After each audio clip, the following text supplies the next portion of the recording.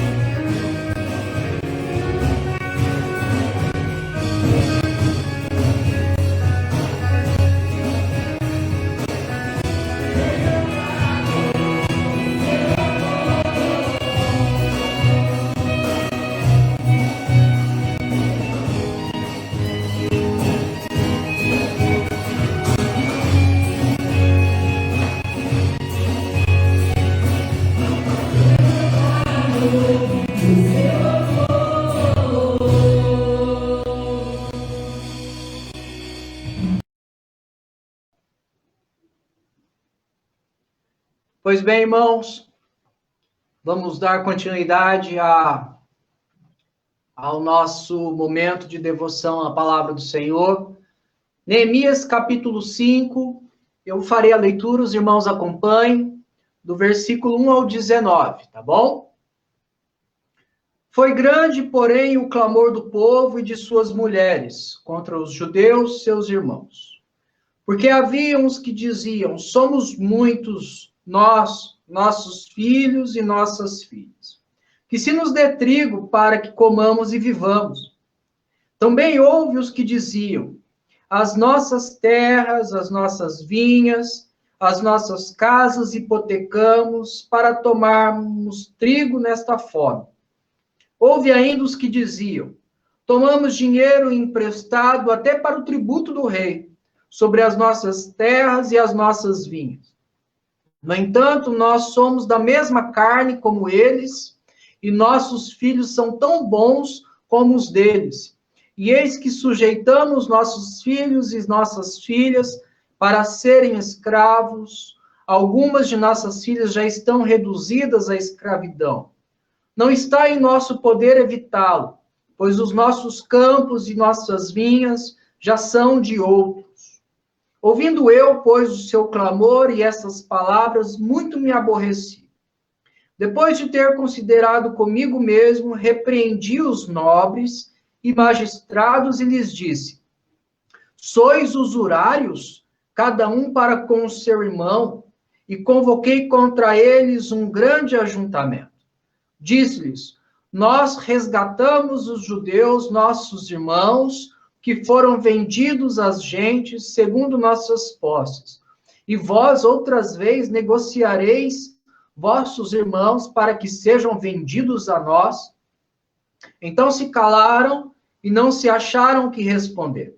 Disse mais: não é bom o que fazeis. Porventura não devíeis andar no temor do nosso Deus, por causa do opróbrio dos gentios, os nossos inimigos? Também eu, meus irmãos e meus moços lhe demos dinheiro emprestado e trigo. Demos de mão a este empréstimo.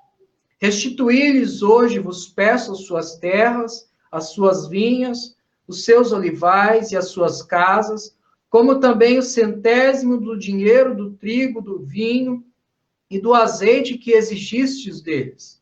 Então responderam: restituir-lhe-emos e nada lhes pediremos. Faremos assim como dizes. Então chamei os sacerdotes e o fiz jurar que fariam segundo prometeram. Também sacudi o meu regaço e disse: assim o faça Deus, sacuda de sua casa e de seu trabalho a todo homem que não cumprir esta promessa. Seja sacudido e despojado. E toda a congregação respondeu: amém. E louvaram o Senhor, e o povo fez segundo sua promessa.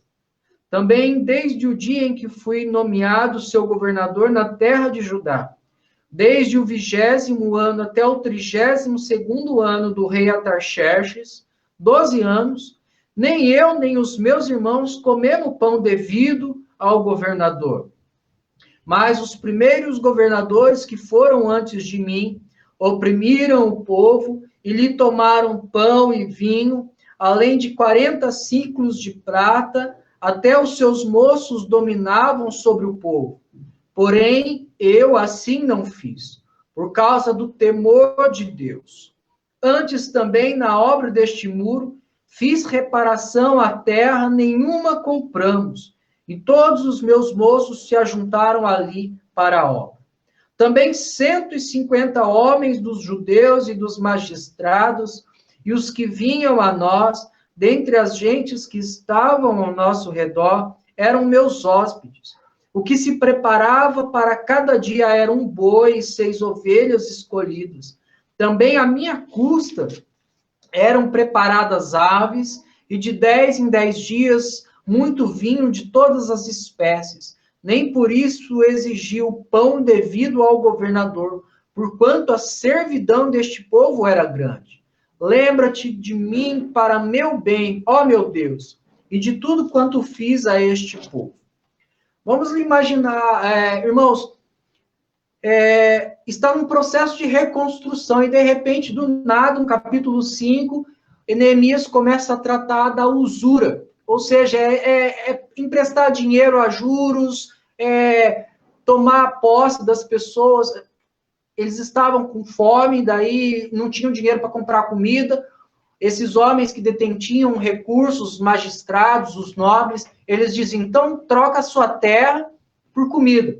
E eles não tinham muito o que fazer, senão eles morreriam de fome. Mas vamos entender um pouco por que aconteceu esse momento de emprestar dinheiro por causa de fome. Vamos lá, vamos fazer algumas recapitulações. No capítulo 1, nós falamos sobre as características de um bom servo, que Neemias, ele entendeu, ele se compadeceu da realidade dos seus irmãos que estavam lá em Jerusalém, porque ele ainda estava lá na Babilônia, servindo o rei Atarxerxes. Então, ele fica sabendo, tem notícias de que o povo estava sofrendo, então ele se compadece, se dispõe aí e clama ao Senhor, ó Senhor, me ajude nessa empreitada. E o Senhor o abençoa e ele vai, então, para Jerusalém. Chegando lá, os primeiros atos dele é identificar as falhas que estão na reconstrução do muro. Ele observa as falhas, brechas, ele se preocupa em tratar dessas brechas, ele identifica os motivos porque não houve a retomada da obra, então ele encoraja o povo e ele enfrenta as dificuldades. Então, um trabalhador, um servo fiel ao Senhor, que se dispõe a reconstruir o muro. Mas o muro já estava há muito tempo que já deveria estar completo, construído. E o povo não tinha construído, porque surgiram oposições, e nós vimos isso no capítulo 3 e no capítulo 4, como esses homens tentaram de todos os lados fazer com que o povo parasse a reconstrução. E Neemias, ao chegar lá, fala, não vamos parar a reconstrução. Nós vamos para a guerra, nem que para isso nós venhamos a batalhar, enquanto a gente está trabalhando aqui com ferramenta na mão, a gente vai estar com espada na outra. E eles, então, retomaram a reconstrução do muro. Mas se a gente voltasse algum tempo para trás, o muro estava abandonado, a obra estava abandonada, o povo havia negligenciado a ordem de Deus de reconstruir Jerusalém e passaram a se preocupar com suas casas. E lembra o que Ageu havia dito nas suas exortações? Olha, por isso que os céus cessaram as chuvas, por isso que a terra não produz alimento, por isso que vocês estão passando fome e desespero, porque vocês estão em desobediência. Neste período, provavelmente, aqueles homens que tinham mais recursos, por exemplo, os nobres, os magistrados, eles começaram a negociar com aqueles que estavam mais fragilizados. Aqueles que imagina você tendo uma terra, mas a sua família está passando fome por causa da miséria que estava assolando aquela terra. E tem uma pessoa que tem mais recursos e ele te faz uma proposta. Olha, eu te dou comida para você, mas só que você vai ter que me dar tanto. E era uma proporção injusta. Por conta da crise, esses homens estavam aproveitando a oportunidade para lucrar em cima do sofrimento dos seus próprios irmãos. A gente tem um exemplo aí que tem, para quem está acompanhando as notícias, vimos no começo da pandemia, lembra aquela procura do álcool em gel? As pessoas começaram, então, de uma maneira desesperada, a procurar álcool em gel. Algumas empresas recolheram o seu estoque, seguraram o seu estoque e colocaram valores exorbitantes para vender para a população, porque a pessoa estava desesperada, com medo da pandemia, com medo de se contaminar, ela pagava valores injustos por aquele produto. E aqueles homens começaram a se enriquecer em cima da injustiça, em cima da fragilidade dos seus próprios irmãos. Então, é esse o contexto do capítulo 5. É esse o motivo que Neemias está tratando. Porque alguns homens que estavam trabalhando já na reconstrução do muro, estavam lá com as espadas nas mãos, as ferramentas na outra, trabalhando no muro, mas a família estava com fome, a família estava passando dificuldade, necessidade. Eles estavam, havia um desequilíbrio social no meio da nação. Olha que interessante. Não tinha apenas as oposições externas, mas havia os conflitos internos que também estavam destruindo, minando o desenvolvimento do povo. E nós vamos falar exatamente sobre isso. Ações para combater a injustiça entre os santos, a injustiça entre a comunidade da fé. Tá bom? Esse vai ser o tema onde nós vamos trabalhar. Nos primeiros versículos, lá do versículo 1 ao versículo 5 deste capítulo que nós lemos, alguns homens chegam para Neemias e falam, olha, nós somos muitos, nós temos nossos filhos, as nossas filhas, mas a gente está precisando comer. Não adianta a gente ficar trabalhando aqui enquanto minha família passa fome. Ah, mas então por que você não ara a sua terra? Por que sua família não trabalha na terra? Outros chegavam, olha, eu até tinha terra, até tinha propriedade, mas eu tive que arrendar para ter o que comer. Eu, em troca de alimento, eu arrendei. Outros falaram até que deram os seus filhos, as suas filhas, para servirem a esses nobres, a esses magistrados, e chegaram a um ponto, irmãos, no versículo 8, Neemias fala que ele teve que resgatar alguns judeus que foram vendidos como escravos para os gentios. Os próprios irmãos judeus vendendo seus irmãos por causa de dívida aos povos gentios. Olha que estado lastimável de injustiça que o povo de Israel estava vivenciando. Se a gente for lá para Isaías, capítulo 1, versículo 17, antes do cativeiro, Deus estava reprovando a postura do povo, porque eles estavam oferecendo sacrifícios, cultuando a Deus de uma maneira ritualista, obedecendo lá as leis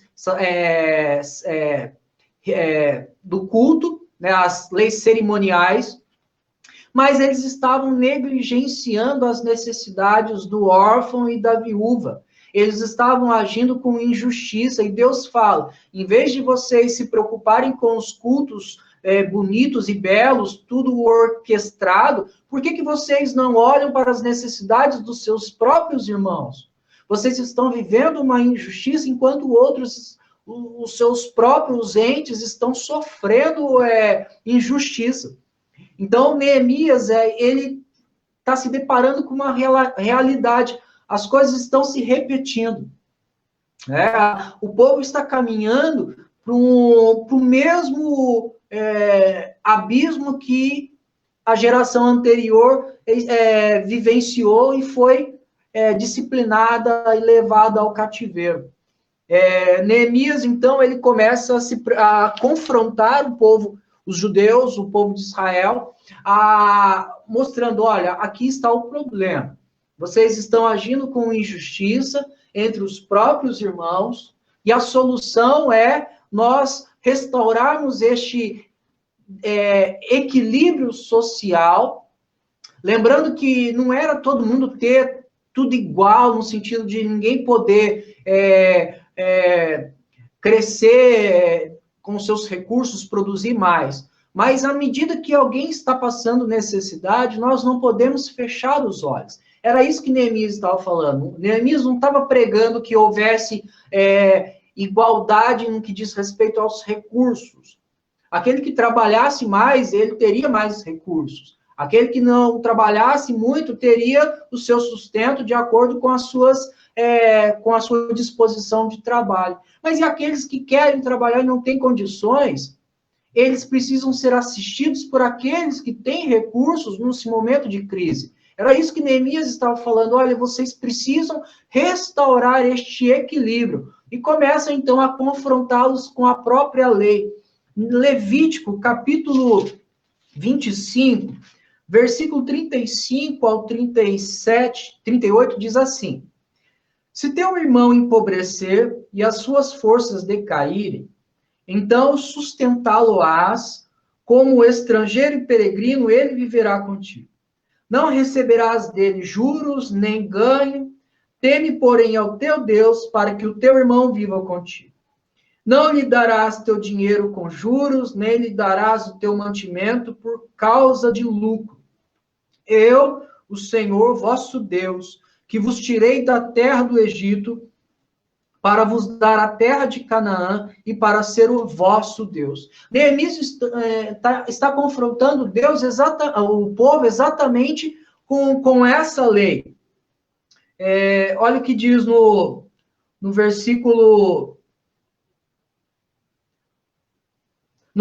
7. Depois de ter considerado comigo, após Neemias ouvir as queixas desses povos, desses homens, depois de ter considerado comigo, repreendi os nobres, os magistrados, e lhes disse: sois usurários, ou seja, vocês estão caindo no pecado condenado pelo mandamento do Senhor que nós acabamos de ler. Neemias, então, estava confrontando estes homens que agiram com injustiça, que passaram a oprimir os seus próprios irmãos, sendo oportunista, aproveitando o momento de fragilidade das pessoas, tá bom? Então, Neemias repreende.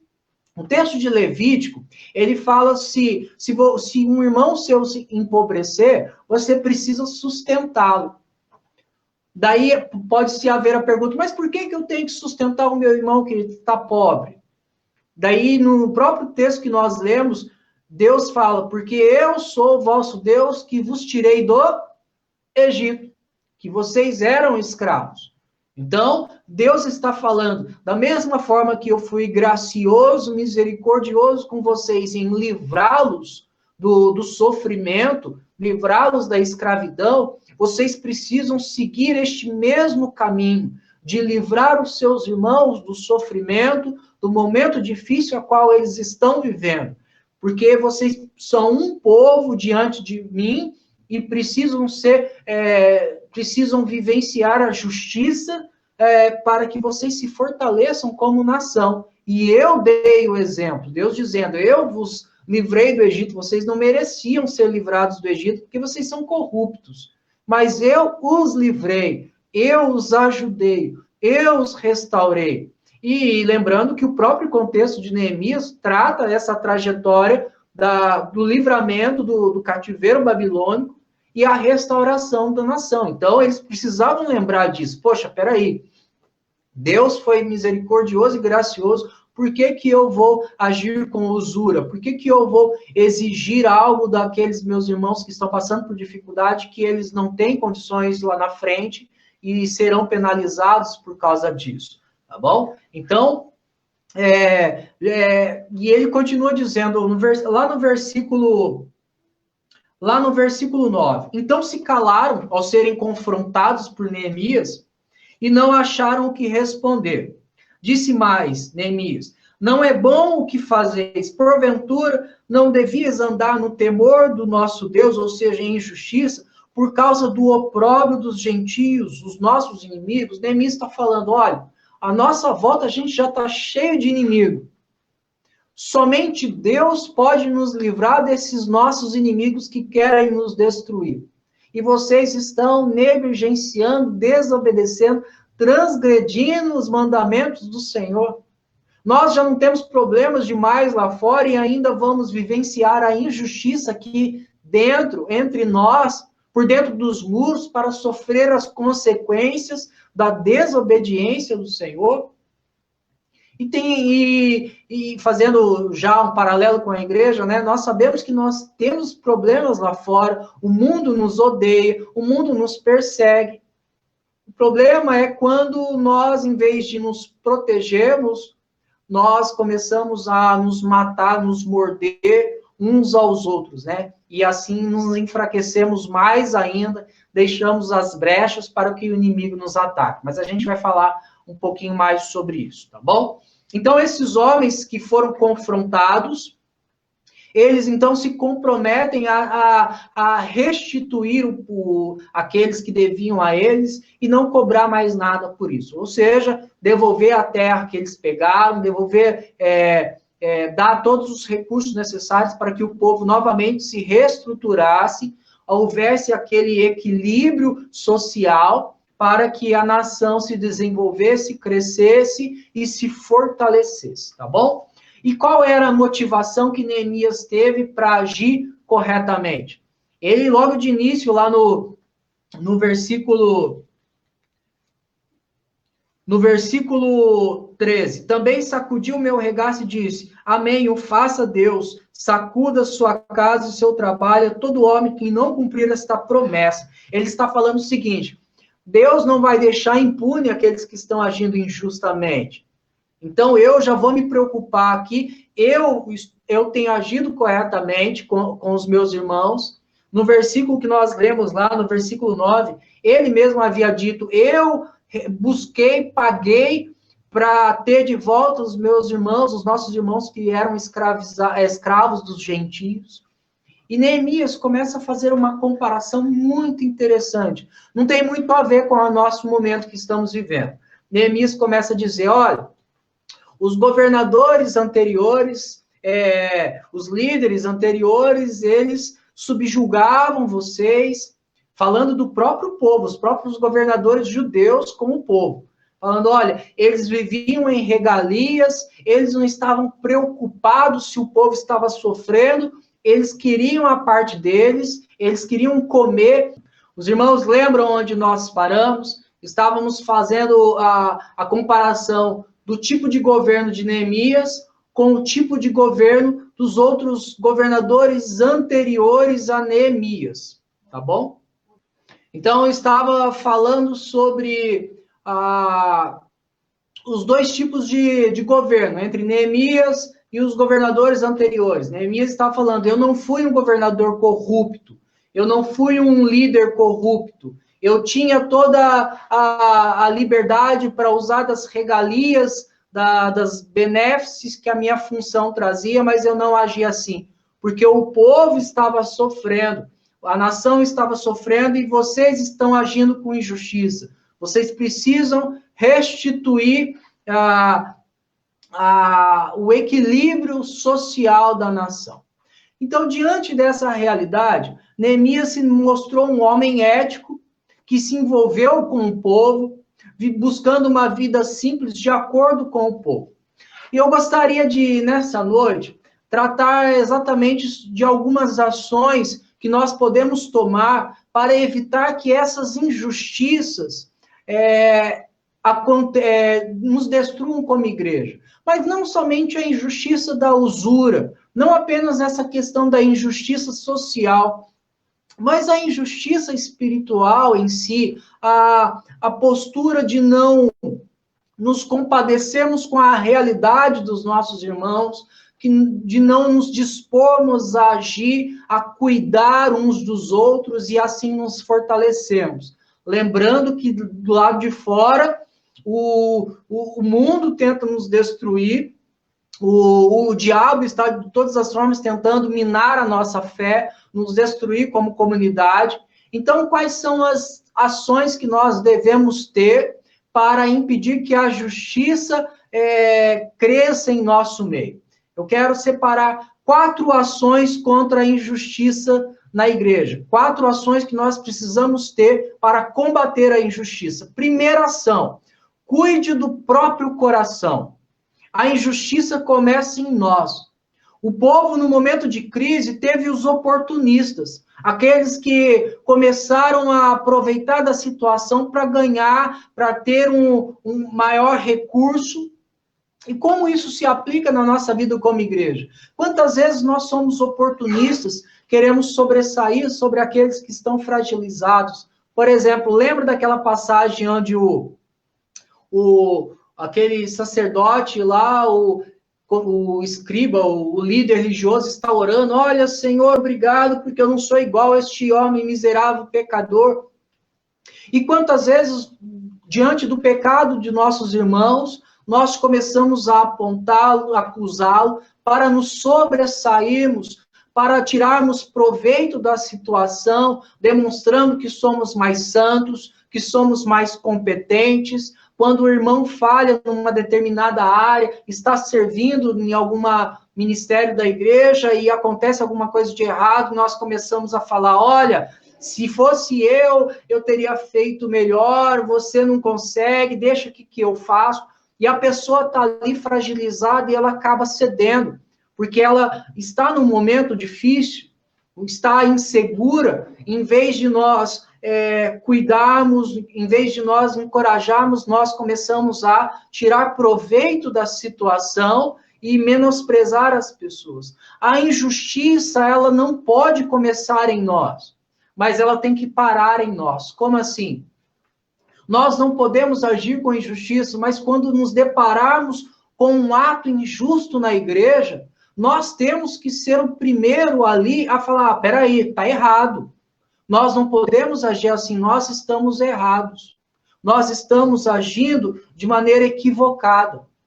O nosso coração deseja a corrupção, o nosso coração é inclinado à injustiça, o nosso coração quer tirar proveito de todas as situações da vida, tudo que for necessário, tudo que for possível para que a gente saia vitorioso, o nosso coração vai desejar e vai buscar isso. E nós precisamos tratar dessa questão. 1 Coríntios, capítulo 6, no versículo 8 ao 6, do versículo 6 ao 8, o apóstolo Paulo está tratando de alguns conflitos que estava havendo na igreja de Corinto, onde os irmãos estavam levando outros aos tribunais gentios. E Paulo fala, olha, está tudo errado, vocês não conseguem resolver esse problema entre vocês, vocês não conseguem agir com justiça, como igreja, entre vocês mesmos. Por que vocês não optam por sofrerem a injustiça, sofrerem um dano, para que haja o benefício, para que as injustiças não cresçam e destruam vocês? Então, a primeira atitude que nós precisamos ter é cuidar do nosso próprio coração, para que a gente não caia na injustiça, para que a gente não caia no erro de querer sobressair sobre os nossos irmãos, ser oportunistas, agindo com injustiça, apontando, acusando, visando a destruição do irmão, para que a gente se apareça, para que a gente se engrandeça. Isso é injustiça e o nosso coração está cheio disso. E nós precisamos tratar do nosso coração, cuidar do nosso coração. Segunda ação que nós precisamos ter contra a injustiça na igreja: zele pela comunidade. Um sofre, todos sofrem. Se um está sofrendo injustiça, eu serei atingido também. Então eu tenho que me preocupar com a saúde da comunidade, porque eu faço parte dela. Não é egoísmo, eu vou cuidar do outro para ser beneficiado. Não. Eu vou cuidar do outro porque eu faço parte do outro. Porque eu faço parte do mesmo corpo. Se eu sofro, todos sofrem. Se o meu pecado me faz sofrer, faz também sofrer o outro. Se eu ajo com injustiça, o outro vai sofrer danos também. Vamos lá para 1 Coríntios mesmo, capítulo 12. O apóstolo Paulo falando sobre o corpo de Cristo, e ele fala a importância de cuidarmos uns dos outros. Olha o que diz no capítulo 12 de 1 Coríntios. Versículo 26. De maneira que se um membro sofre, todos sofrem com ele. Se algum deles é honrado com ele, todos se regozijam. Versículo 27. Ora, vós sois corpo de Cristo e individualmente membros deste corpo. O apóstolo Paulo está falando, olha, não olhe só para si. Não pense em si mesmo, não pense no seu próprio coração, pense na saúde da comunidade, pense no todo, pense no corpo que é de Cristo, porque nós iremos prestar contas a Deus de tudo que nós estamos fazendo na igreja. Se nós oferecermos alguma coisa a Deus, Deus vai provar pelo fogo e vai avaliar se é palha, se é ouro, se é algo precioso ou se é apenas cinzas. Quantas vezes nós estamos oferecendo ao Senhor obras maravilhosas, atos belos, que aparentemente são justos, mas diante de Deus não passam de injustiça, não passam de ações que em vez de promover o crescimento, o fortalecimento do corpo, está promovendo discórdias, dissensões, facções, promovendo apenas o seu próprio coração, egoísmo, egocentrismo, e não o benefício de toda a comunidade. Cuide das necessidades dos seus irmãos. Zele pelas necessidades dos seus irmãos. Procure identificar onde o seu irmão está sofrendo, qual é a necessidade que ele tem. Não use da fragilidade do seu irmão como oportunidade de crescimento pessoal, mas aproveite o momento de fragilidade do seu irmão para seguir o exemplo de Cristo, de cuidar do seu irmão, de se doar ao seu irmão, de estender a mão ao seu irmão num ato de justiça. Porque é isso que Deus espera da minha vida e da tua vida, como comunidade, como cristão, como servo do Deus Altíssimo. Vamos agora para a terceira ação, terceira atitude que nós precisamos ter para combater a injustiça no nosso meio. Submeta-se à lei de Deus. Neemias, quando ele afrontou o povo, ele afrontou com a lei de Deus. Ele falou: olha, vocês estão errando vocês estão errando porque vocês estão transgredindo a lei de Deus. Olha, a lei de Deus é essa, e vocês não estão em conformidade com ela. Nós precisamos entender que o temor do Senhor é o princípio da sabedoria no que diz respeito à convivência, a agir na presença do Senhor. Nós precisamos assumir as nossas falhas. O povo, aqueles homens, quando foram confrontados, eles reconheceram, eles se calaram, eles não ficaram batendo boca, tentando argumentar. Olha o que diz no versículo 9, então se calaram e não acharam o que responder. Eles não tinham como argumentar contra a lei de Deus.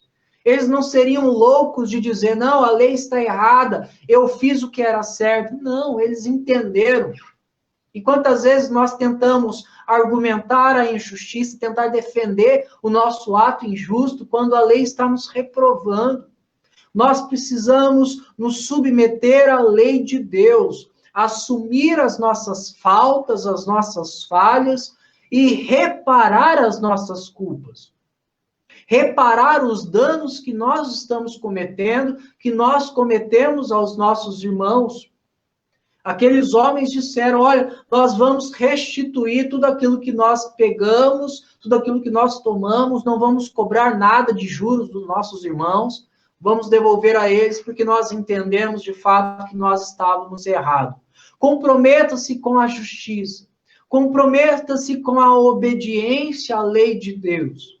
Esse é o caminho a qual nós vamos proteger a nossa vida espiritual, proteger a nossa comunidade e dar um bom testemunho para as pessoas lá fora. Mas se nós agirmos com a mesma injustiça que os homens agem, o que nos torna diferente deles? Qual é a luz que vai brilhar em nós, senão as trevas que o mundo já vive nelas? Lembrando que nós somos cristãos, salvos em Cristo Jesus para resplandecer. E quantas vezes nós estamos escondidos, nós estamos sujos em nossos pecados, onde Cristo não é visto através da nossa face, através da nossa vida. Infelizmente, nós temos visto muitos escândalos que cristãos estão dando neste mundo. Muitos estão sendo estão dando oportunidade para que o nome de Deus seja blasfemado. Olha lá, é cristão, mas está agindo dessa forma. É cristão, mas é injusto. É cristão, mas age em detrimento do seu próximo, em detrimento do seu irmão. Está mais preocupado com os seus próprios interesses do que o benefício de toda a comunidade. Ser crente como este, ser cristão como esse, eu não quero ser. E com isso o nome do Senhor é blasfemado. Nós precisamos nos proteger internamente, nos proteger no sentido de cuidarmos, de zelarmos uns pelos outros. Em Atos, há a orientação que o cristão deveria cuidar de casa, primeiro, para depois poder cuidar dos de fora. Porque se nós negligenciarmos a nossa comunidade, como nós iremos ser relevantes lá fora? Lembrando que se nós nos fortalecermos, cuidarmos uns dos outros, nós seremos uma igreja forte, uma comunidade relevante e impactante. Mas se vivermos em discórdias, em desunião, qual a diferença que nós faremos lá fora? Nenhuma, pelo contrário. Aquele que deveria levar a luz está fazendo parte das trevas. E isso não é legal, isso não é benéfico para a nossa vida como comunidade cristã, como servos de Deus. E vamos agora para a última atitude, a última ação que nós precisamos ter contra a injustiça na igreja. A quarta ação. Reconheça a graça de Cristo. Todos somos pecadores justificados.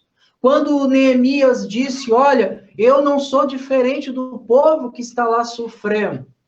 Eu não posso me considerar melhor do que o povo que está lá sofrendo, embora eu seja governador, eu faço parte deste povo. Se eles sofrem, eu também tenho que compartilhar desse sofrimento e ajudá-los no que for necessário. Outros não, outros dizem, não, eu sou nobre, eu sou magistrado, eu sou governador, eu faço parte da elite, eu não vou participar da obra da construção, eu não vou sofrer o que o povo está sofrendo.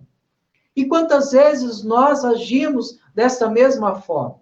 Nos sentimos melhores do que o outro, buscamos regalias, valorizamos os status, valorizamos o status de liderança, o status de melhor do que o outro, quando, na verdade, isso não significa nada diante de Deus. Nós estamos, muitas vezes, preocupados com as regalias que o nosso grau espiritual nos trará. Ah, eu sou mais santo que o meu irmão, então eu terei maiores benefícios, serei recompensado por Deus, Deus me abençoará, me dará mais coisas, porque eu sou melhor que aquele meu irmão. Isso não é bíblico, isso não é verdadeiro. Prova, quer maior exemplo do que o nosso próprio Senhor Jesus, lá em Filipenses, capítulo 2, versículos 5 a 11, quando ele diz, tendes a mesma atitude que teve o nosso Senhor Jesus Cristo, que, Filipenses 2, tende em vós o mesmo sentimento que houve também em Jesus Cristo, pois ele, subsistindo em forma de Deus, ou seja, tendo tendo o mesmo atributo de Deus, embora em forma de homem, não julgou como usurpação o ser igual a Deus. Ou seja, Jesus falou, eu sou Deus, mas eu não vou me deixar levar pela cruz. Que isso? Eu estou na glória, eu sou glorioso, eu não vou subir na cruz. Não, pelo contrário. Antes, a si mesmo se esvaziou, assumindo a forma de servo, tornando-se em semelhança de homens e reconhecido em figura humana. E a si mesmo se humilhou, tornando-se obediente até a morte, e morte de cruz. Esse foi o exemplo do nosso Senhor e Salvador Jesus Cristo. Nós vemos lá em João, capítulo 13, Jesus um pouco antes de celebrar a ceia, algumas horas antes de subir na cruz, ele estava lavando os pés dos seus discípulos. Ele estava dando uma demonstração de como um homem, Deus, em sua glória e majestade, poderia se submeter a lavar os pés dos discípulos. Isso era inconcebível, mas Jesus estava falando. Se vocês não me deixarem lavar os seus pés, vocês não terão parte comigo.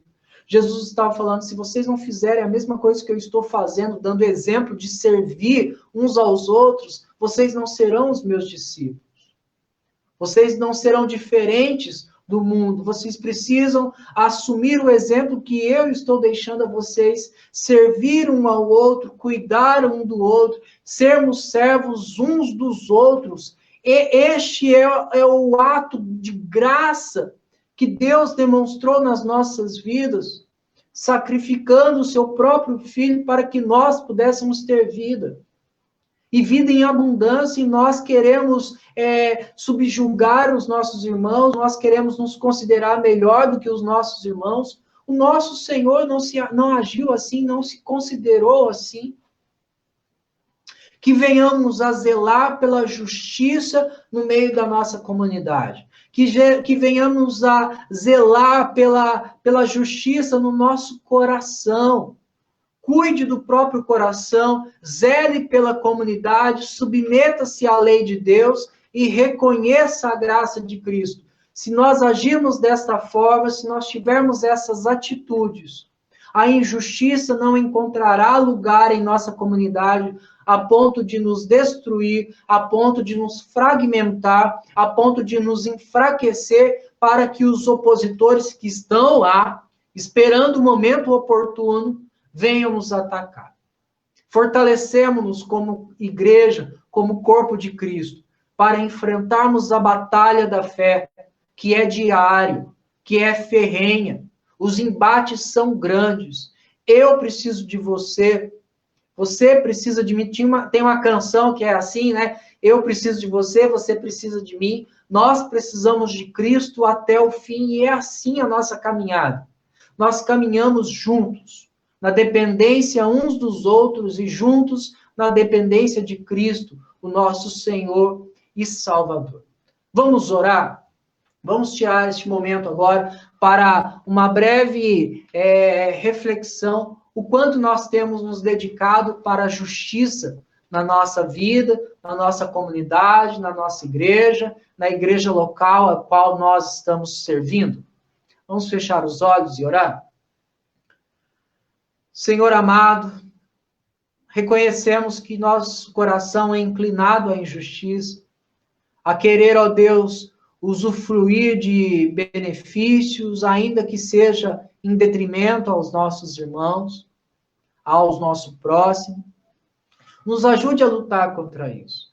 Não nos deixe cair nos mesmos erros que aqueles homens caíram, que aproveitaram a oportunidade para obter recursos ilícitos, injustos, que trariam, na verdade, mal aos seus próprios corações. Não nos deixem agir dessa forma. Nos ajude a cuidarmos uns dos outros, a zelar pela saúde de toda a comunidade, vivendo a lei do Senhor, ó Deus, dia após dia, na vida de comunhão com a igreja. E nos ajude a termos como motivação o ato sacrificial do nosso Senhor e Salvador, que mesmo sendo Deus, se submeteu à cruz para que tivéssemos vida, se submeteu à ordem do Senhor para nos salvar, para nos justificar. Nos ajude, Senhor, a assumir a postura de servos, cuidando uns dos outros, para que nos fortaleçamos e enfrentemos as batalhas da vida cristã, Deus. Que venhamos a construir os muros da fé, mas vivemos dentro deste muro em justiça e santidade, para a glória e honra do teu nome. É assim que oramos, pedindo que o Senhor nos dê, ó Deus, neste momento, nos dê uma semana abençoada. Abençoa cada família, Senhor, que separou este momento para meditar na tua palavra. Nos ajude nos nossos conflitos diários, nas nossas dificuldades. Abençoe aqueles que estão passando por lutas. Mais uma vez, quero lembrar da Andréia e do Luciano, juntamente com seus filhos. No momento que eles estão vivendo de enfermidade, o acidente que o Luciano sofreu, cremos no teu poder, na tua soberania, e clamamos ao Senhor que, acima de tudo, que o Senhor dê paz aos seus corações. Paz ao coração da tua igreja, ao coração dos teus servos, a cada um de nós, para enfrentarmos os conflitos desta vida, que são difíceis, mas são transponíveis na tua graça e na tua misericórdia, e na força do Senhor. É assim que oramos, gratos, no nome santo de Jesus Cristo. Amém. Irmãos, eu quero neste momento encerrar fazendo um convite a você, na próxima quarta-feira, estarmos reunidos às 7h30, às 19h30, estamos meditando no Evangelho de João. Convido a você a separar este momento para meditarmos na palavra do Senhor. Na semana que vem, no próximo domingo, às 9h, estamos refletindo na palavra do Senhor no que diz respeito à vida familiar. Como tratarmos dos conflitos familiares de maneira bíblica, não tentando solucionar os problemas à moda do mundo, segundo os passos que o mundo dá, segundo as estratégias que o mundo dá, mas sim de acordo com o que Deus revela e exige de nós, para que tenhamos relacionamentos sadios com os nossos filhos, com os nossos cônjuges, com os nossos irmãos na fé e com o mundo. Para isso é necessário sermos confrontados com as Escrituras.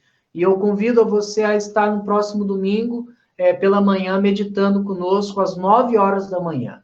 E às 19h do domingo também, dando continuidade ao livro de Neemias. Tá bom? Quero agradecer a você, neste momento que você esteve conosco.